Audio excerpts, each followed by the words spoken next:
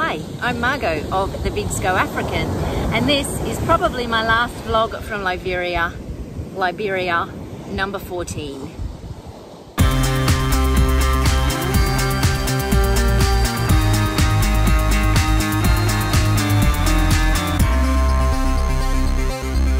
So, I've actually come down to the beach for this, probably my last vlog from Liberia. Why do I keep saying Liberia? Liberia.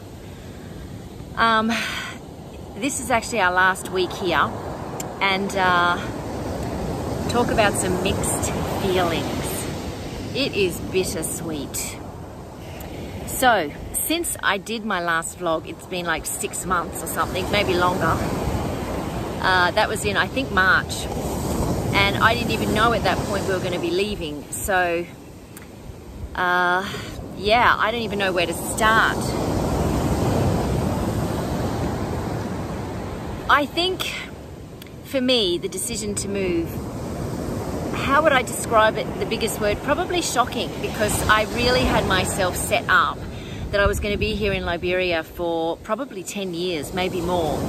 And so it was a huge kind of stop me in my tracks moment when I realized this is what God wants for us, this is His will for us, that it's time for us to leave.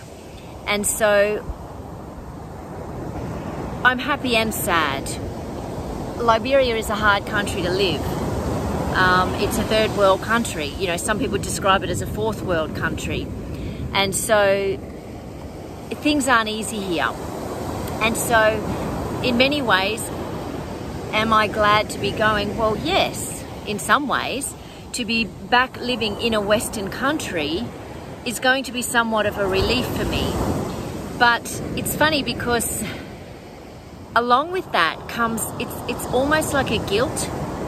I'm leaving my Liberian friends here and they don't have the option of just picking up and leaving when it all gets too much. And you kind of feel guilty about that. And almost guilty that, you know, there's things that will make me happy when I leave, and I feel bad about that, but it's normal. That's just, you know, how we are as humans. So let's go. I mean, let me just talk about the bitter and the sweet. The bitterness is that I'm leaving people I love. When you come to the mission field, all of us in the MAF team, and even here on the compound, we have left our families at home, from England, from America, from Germany, from all different countries. We've left our families at home, and so we all come here and we become each other's family. And I have sisters here that I love dearly and I will miss dearly. I have Liberian friends that I have worked with, particularly James and Annette at Home of Hope, and I love them dearly, and I will miss them deeply. So that is the hardest thing about leaving. The hardest thing is to say goodbye to those we love, and to know that, you know, I hope to return here to Liberia, but it's going to be a long time. You know, it's going to be at least a year or more before I return to visit. So that's the bitter part. I guess also, you know, there's things that I've been involved with here, things that I've set up here, and it's hard to leave those things. Home of Hope is such a dream come true for me that I've been able to even be a part of it is just the most amazing honor. Sorry. You know, when you sweat and my glasses kind of slip down my nose. So, you know me, I'm an amateur and I'm quite happy to keep it that way. Amateur videographer. Yeah, so to leave Home of Hope is really hard. I went there the other day, and I know I won't go there again now before I leave on Saturday. And it's hard. But it's not like I'm leaving. You know, I'm going to still stay connected. My plan is to continue being the CEO of Home of Hope. I will run it remotely. Annette and James do most of the groundwork. You know, they work really hard doing most of the day-to-day running of the place. And my job really is more behind the scenes. bookkeeping, fundraising, things like that. I do have a missionary friend who's offered to come on and help with bookkeeping, which is amazing because this is just not my area, and it gets stressful for me. So I'm really grateful to God that I have that option that's come up. So yeah, certainly it's hard to leave. At the same time, I can't wait to see my family in Australia again. I miss them. You know, every day I'm here, I miss them so much. And even though in Australia I won't be living in Brisbane, I'll be living somewhere that's one flight away, as opposed to 3 days of travel. So that's part of the sweet part. To be back living in a Western country, yeah, that's going to be a lot easier for me. Healthcare's easier and better. The traffic's better. I'm a celiac, so finding gluten-free food is going to be a lot easier. There's lots of things that are the sweet part of bittersweet. So I also know that when you have lived in a third world country, when you return to your own country, there is what's called reverse culture shock or re-entry shock. And I'm told it's a lot harder than actual culture shock when you first come to your country of work. So I'm nervous about that. I kind of feel like the fact that I've only been in Africa 4 years, perhaps my re-entry shock might not be so severe. I'm not sure. What I do know is that, and this is going to sound kind of weird, but I will never fit in anywhere again. And let me just unpack that a little bit. When I left Australia and came here, I don't really fit into this culture. Obviously, I do my best, but I will never fully fit in here. I will never understand the culture the way they do, having grown up in it. I still can't understand the language even a lot of the time. So I will never fully fit in here, even if I stayed here forever. But returning to Australia, I am so different now. I'm so changed. My view of the world in general is so different that I will actually never fit in as an Australian either. So it's something to think about, but not to, I don't have to be depressed about it. I mean, really, I am a citizen of heaven. I'm never going to fully fit into this world anyway. So I don't mind that I won't fit in. It's not an easy thing, but it doesn't mean I can't still lead and have lots of good times in my life and have a good, enjoyable life. So I don't mind that, but obviously, that's just something I'll have to work through. I do leave here with, I guess, some level of trauma. It's a traumatic country. I've seen a lot of things that have been very hard for me. I have suffered with depression here, as you know. I've told you before. I'm doing okay at the moment, but there will be things that I will, to a certain extent, need to recover from, and that's okay too. I don't mind.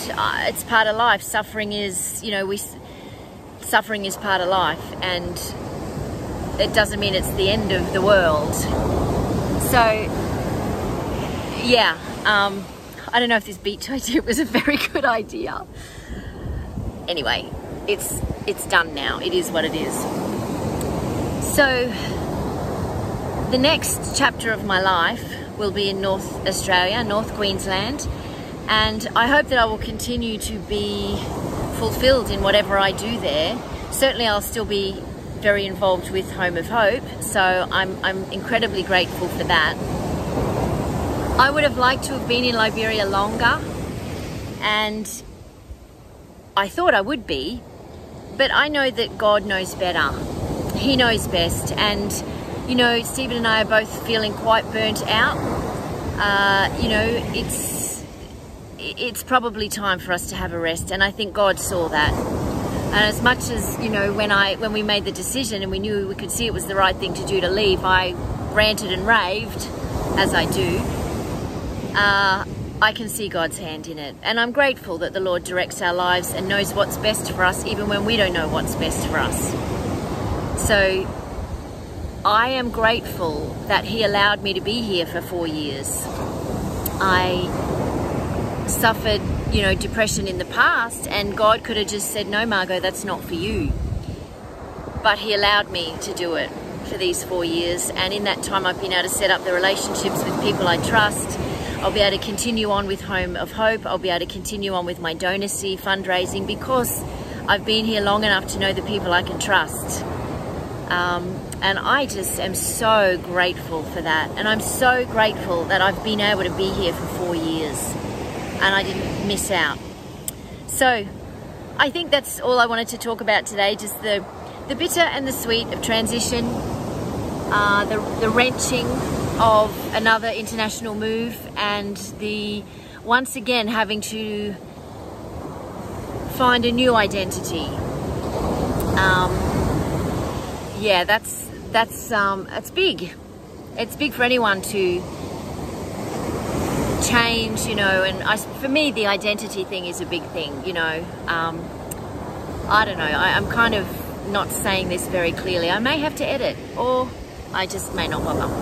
But I guess I had roots in Australia, and I used to picture it like I was a tree, and God would reach His big hand down out of the heavens and just pull that whole tree up, and the roots are dangling and dirt's flying, and bring it all the way to the other side of the world and dump it down there. And I've spent the last 4 years trying to put those roots back in and find my identity. And now I find that big tree is getting uprooted and going back again. And I'm not looking for sympathy. It's just matter of fact. That's what's happening, and I'm okay with that. And I know that I can do all things through Christ who strengthens me. I can endure all things, and that when I am weak, He is strong. And what more comfort could I possibly want than that? My feet are planted on the rock, and yeah, that's truly comforting. So will I continue doing these vlogs? Maybe, I don't know, maybe I'll do another 1 or 2 as I resettle back into Australia. Maybe I'll continue them hopefully I'll be doing trips back to Liberia. But for those of you that have come on this journey with me, thank you for putting up with my amateur videography and the shaking around camera and the lighting and all the rest.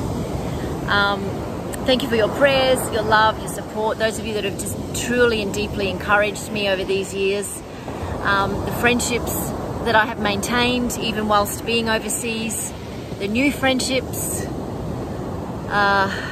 Yeah. So God bless you all, and I will talk to you again soon at some point. Bye for now.